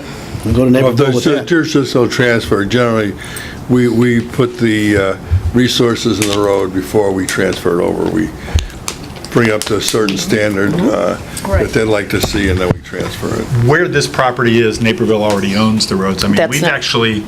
That doesn't have anything to do with the No, truck. I'm just making sure that No. the board members are aware. Right, and that's So right, they already in own fact, we actually lowered our speed limit because of the drag racing to 40, where on the west side, it's still 45. Because We need a stop Naperville, sign up there and we can't do it. runs Naperville needs to do So that. there's a few things that are going on here. So They need to- I'm good with an A-B here. Taking a look at the jurisdiction, I think that's a reasonable thing to throw out there for these guys. And it's the only to way take that we're on going to there. put a dime in that wall. So, that I don't know. Yes. Maybe, No, he says Mary, they take over the road. maybe what we would do first And we'll pay is for it all. maybe send over something along with Jeff, saying that we'd like to have a discussion on jurisdictional transfer of that section of road. No, he's in them. To see if they have any interest at all. I mean, yeah, that's right, Jeff's not here, I know Jeff's not here. So I'm looking at Mary, He liked it. so maybe we can take a look at that. I'll talk to Reagan and Jeff. All right, okay. We'll send something over. We'll start a conversation with Naperville. All right? Yeah. Well, there's no action needs to be taken. It's just, we're asking, You have a to open citizen up a that would like to dialogue. be heard. And you want to do it now or later, since it's on this topic? Well, generally I hold public comment till the end, but if there's somebody who wants to speak to this, Specifically on this issue? you know, to this issue, they can come up. But understand, I'm going to hold it to about 4 minutes. Is it- Yes, instead of public hearing, if you want to come up and speak now, Dee. Now, if you can keep your comments to about 4 or 5 minutes. Or less. Or less. 4 or 5 minutes or less? Give her less. 2 to 3. Let's start there. Okay, tell you what, I'll give you all 4 or 5 if you could actually dumb down what you just said. Okay, can I take a shot at this? One of the things that these guys want to do is, we own the road east of Naper Plainfield, 95th Street. Yep. We want the city of Naperville to take that road over and own it, rather than us go in there and send a plow up for that one section of a road and take care of it, that they would actually make that the city of Naperville road. If they do that, we would then take on the responsibility of putting up the entire wall along your neighborhood, Any screening they would Any ask screen, for, yeah. and that kind of thing. all that stuff. So all they need to do is come and plow snow for you? No, they have to actually intergovernmental agreement saying that they're willing to take over the road. And they've done this with us before. We've had other roads that they've taken over jurisdiction. We would still own the bridge, and I think take the maintenance on the bridge is what we're saying. And we would hold on the We would maintenance hold of the on the road. maintenance of the bridge, but we would give them the road. I have one more question. What stop sign are you talking about? Okay, so, I knew you were gonna ask that. Right up Knock on Knolls? top, it's that, not Knock Knolls, because that's gonna be a light. They're actually turning that into a light. It's gonna be the one on top of there that goes into Kinlock. That's where all that, Okay. you know, we're doing 100 miles an hour. Oh, people wanted a stop Well, sign I there for the school. can tell you that your 100 miles an hour does not start at Kinlock. It starts from Book Road all the way to Kinlock, which is right past my home. You got that, you got your light, which kind of stops them. Okay, so let's, Yes, we do have a stoplight, and we do have people But you- that, Take it, so You- it you- won't get you know, road. It'll be a city of Naperville. rather than you guys having conversation, this is really you. If you want to make comment, ma'am, about the 95th Street, whatever you want to make comment on, I know you're supportive of the fence. If you need clarification, jurisdictional transfers is where another government entity takes over the jurisdiction and responsibility for the road. This is something the county does frequently when there's roads that go through municipalities where it's entirely in the municipality. We will very often approach the municipality to take the road over because it's really not continuous with the county system any longer. So that's why we asked them. And if they do, and if they were willing to take jurisdiction, we'll make any improvements that they we'll entertain any improvements they're requesting to the road before the transfer takes place. To include what you're requesting. not a wall, but a fence, because Well, he said a wall. whatever Naperville would request. I'm sorry, what did you say? Whatever Naperville would request. Oh, whatever the city of Naperville requests? Correct. So, Okey doke, all right? only on the west side of Naperville Plainfield Road. And you guys want the east side to be theirs. And is that done with Mr. Novak? I don't know who you're Chuck. talking. The engineer. Is that with Well, with it Mr. takes Novak? place with the It will be officials. taking place with the city of Naperville, and the city council has to make that agreement. The elected officials would make the decision. Okay? No, I just wanted to know who you went to first. No, we would go, Bill would actually, Mr. Novak would actually probably receive that and distribute it out to his elected officials. yeah, Okay, we'd I go to the gotcha. mayor. You'll go to the mayor? No, it would go to the Oh, mayor. he doesn't like me. Well, that doesn't matter whether he likes you or not. Yeah. I appreciate you Okay. dumbing it all down and We'll being make the very- case why we think they should take jurisdiction, so. And I'm okay. going to be right there with you. Okay. Thank you. Thank you for explaining everything. I really appreciate it. Okay, moving along. Now I'm going to try to really move this. I got to get you guys to lunch, or you'll expect me to take you to lunch right now. Yeah, that's what I'm thinking. You know. We're a third of the way through, we might have to order lunch. Number 8, creation of a crane operator registration agreement. Kind of jumping the gun on this. This is an ordinance change, therefore requires a public hearing. So we'll look at setting a public hearing date next month. All right? Larry, that's good? Yep. Okay, thank you. Hey, Jim. That was on the advice of the state's attorney. I think there's a Scribner's error in there. If you look under, be it further resolved, you got that? There's a lot of them. They'll relook at it. They'll fix it up. Got that big one? Yeah, they'll fix it up. Yeah, we're gonna fix that up. That was something that they pulled off. Without having obtained. Okay, so moving along, authorizing agreement with the consultants for solar on county-owned land and businesses. Who's gonna speak to this? There it comes. I didn't know if Dave was here. I am? Oh, hi.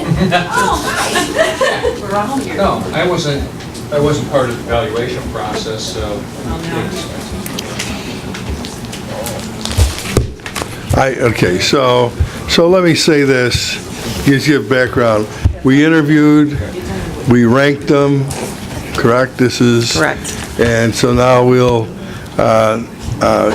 the ranking went to the purchasing department. Now we will solidify the ranking, correct? That's what we're doing here? Okay. You picked the top 3, so we're asking for a resolution authorizing the county exec to begin negotiations with that first-ranked company. Okay. And if that doesn't work, Moved. they can... Got a motion second? Thank you. All in favor? Thank you. Okay. Okay, authorizing agreement with the consultants. I already did that one. Awarding bid for telecommunications time and material. Motion, move second, all in favor? Aye. Thank you. Passes, awarding bid for, moved second, all in favor? Aye, opposed, motion carries. Renewing a contract for security guard services at the adult probation workforce services and Sunny Hill Nursing Home. Moved. Second, all in favor? Aye, opposed, motion carries. Renewing contract for cleaning services for public safety complex. I have a question. So do I. Go ahead. Why do we need cleaning services? We have a maintenance crew there that didn't shift over like we thought they were, so what is the maintenance crew of the sheriff's department doing? Yeah, They're not cleaning the place. So, well, first off, my understanding is, that's the county's building. I know the sheriff operates it. Right. So I'm wondering why it's not part of our central maintenance period. It's a county building, it's not a sheriff's building. Even though the sheriff could be responsible for by statute, I gotta ask Mary this, that the sheriff would be responsible for the security and maintenance of the building. I know that's the case for the courthouse, but I don't know if that's the case for other buildings. I'm not sure about the public safety building. You're right. He is responsible for the safety and maintenance of the courthouse. So does, I don't know if that extends to this I building. think that statute anticipated all these. So you know what I'm gonna suggest here? I'd table this one, just so we get clarification. I don't wanna have to go back and forth and hammer it out here. Why we have contracted services for this, and if their contract's up, just ask them to extend it out for a month. The contract can do it, correct? No. The sheriff's The sheriff, the maintenance. 2 individuals? We have one full-time, one part-time individual. But this is for a service contract, Bob. This is for an outside company, yes. Right, this is for an outside company. What's the inside people do? They don't clean? I thought that's what they are. No, I believe they're... So what we did was, we did put this on the street a year ago. We have the contractor in place to do the entire building. There was 2 individuals that are on the staff currently, that one full-time, one part-time, that we're not able to, because of the union, we're not able to be used elsewhere. Okay, so this is your department, Dave, Joel. This is your department that's went out and gotten the contracting. Correct. Correct. And this is just renewing it for the Just next year. renewing it for the next year. That I get, but then what are we doing with the other two people? So what we did was, there was a couple areas in the building There are people, that, you know what, I don't want to be, they got two people. Right. I think there's They can't handle. there's some contractual issues there. You know, let's just move on and, you know, and get this done. I mean, motion, second, all in favor? Aye. Opposed, motion carries. Thank you. And we'll work on that. I want to consolidate. We can't keep doing this shit. Stay here. New contract for elevator maintenance. Now you skipped Moved. number 14. Oop, I missed 14. Renewing contract for cleaning services for the various Will County office buildings. And this is basically the same type of a contract where we do have some maintenance that works in the buildings during the days, taking care of plumbing issues and whatever. But this is the contractor that comes in Custodial. after hours and does the custodial work. and these are administration buildings. And this is something we've been doing. Yes. Correct. Moved. Second. Second, all in favor? Thank you. Aye, opposed, motion carries. Elevator. Renewing contract for elevator maintenance. Second, all in favor? Aye, opposed, motion Thank you. carries. Authorizing the IGA with the Wilmington move. Second, all in favor? Aye, opposed, motion carries. 17 IDOT Joliet Intermodal Master Transportation Study. I don't know, if you want me to comment on this. Well, I think it's Nick? important before you, I mean, I'll take a motion in a second, but I don't think you're going to get it. But I don't think I'm going to get it. So this is, previously, the board approved us to go out for an application for a statewide planning research grant through IDOT. This is the same funding source that funded our freight study. This is for... Part of our freight study. A big chunk of our freight study, $750,000. So this is for the area around Laraway Road, roughly between, say, 55 and 52. But it's called the Joliet Intermodal Master Transportation Plan Study. But this was previously approved. We had to commit to a $25,000 match. City of Joliet committed to a $25,000 match. We were only awarded $160,000, so that reduces our match requirement to $20,000. And the goal of this is the continuation of our freight work. It's IDing transportation needs current and future. It's focused on how do we improve safety, how do we continue the economic development. It is not, as some might like to think, it's a defense of not doing things or for doing things. This is looking at the infrastructure needs we have, and with an eye specifically to land use planning too. So this is going to be a collaborative effort with the municipalities in the area, the private sector, IDOT, CMAP, et cetera. What we need is basically, we've got the award letter, it's in your packet. We need the authorization to sign it. We need to find the $20,000 somewhere, and we've previously met with leadership on the scope of this. If there's any questions on that, that's not in your packet, but we have a scope that's been hammered out by Public Works. Don was part of that, and others. But we would like to put this on the street sooner rather than later. The grant doesn't actually start till November 1st, but we want to get an RFP out on the street so that we'll have this ready to go for next year.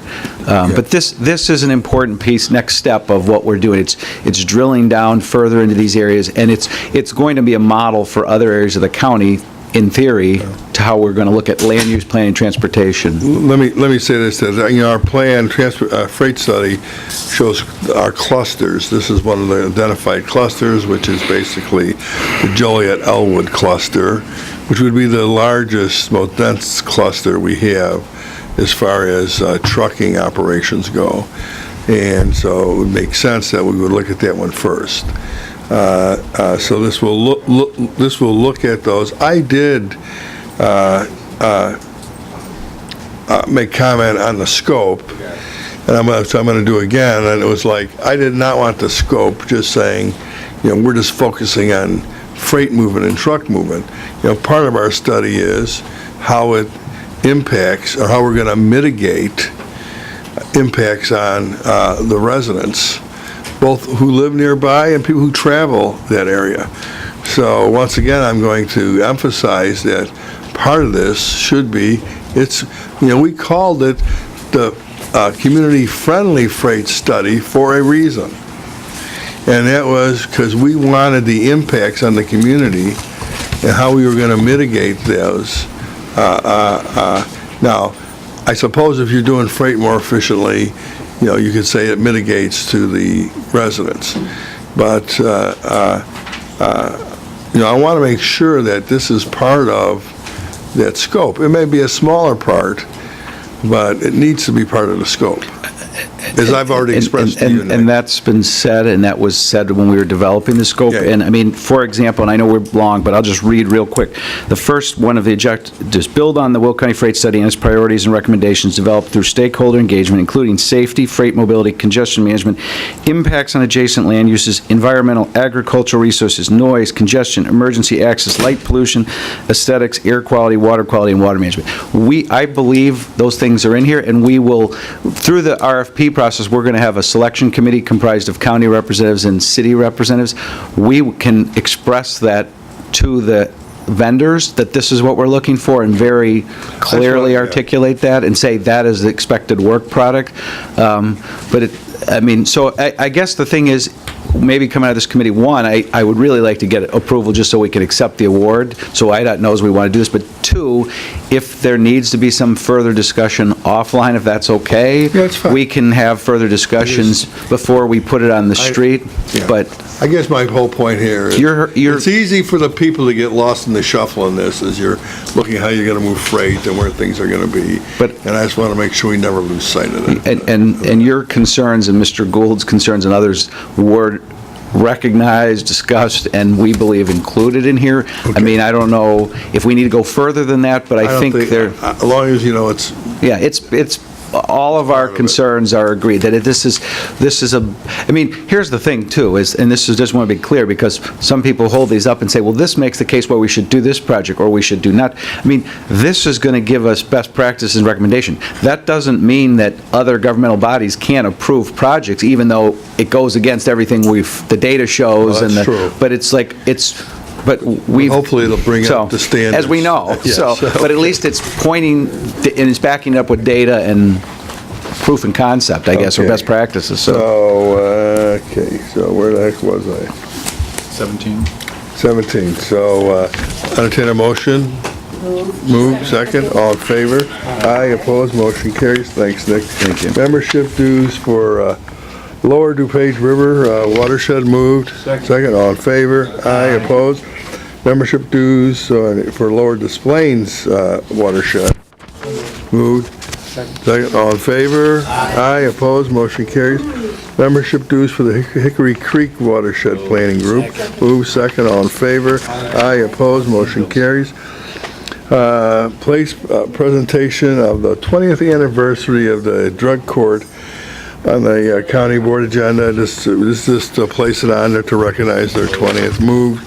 Second. All in favor? Aye. Opposed? Motion carries. Place PACE fiscal 19 budget presentation. Moved. Second. All in favor? Aye. Opposed? Motion carries. Place Metro budget presentation on county board agenda. If we say no. Second. All in favor? Aye. Opposed? Motion carries. And placement hires for the Laraway Communication Center.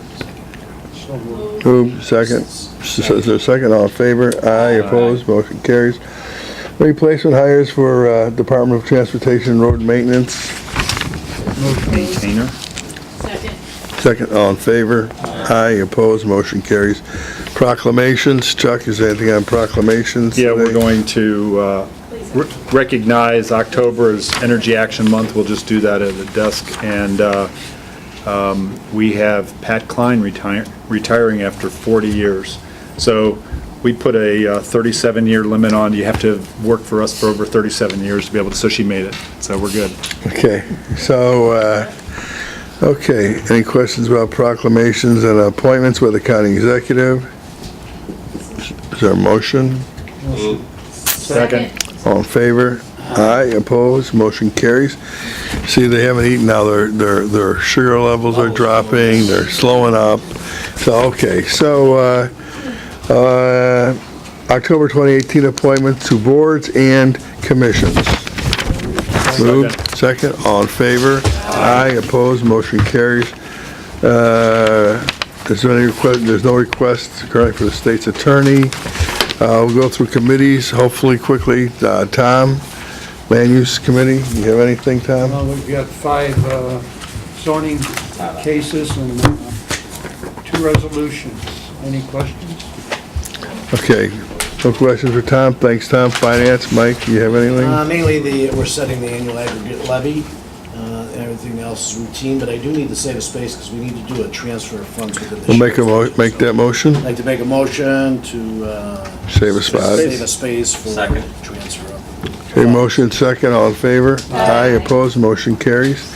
Then we have, okay, any questions of Mr. Frizzalone? Don, Public Works? Real short, lowering the speed limit, and then design engineering work with Wilmington Township Road District. That's it.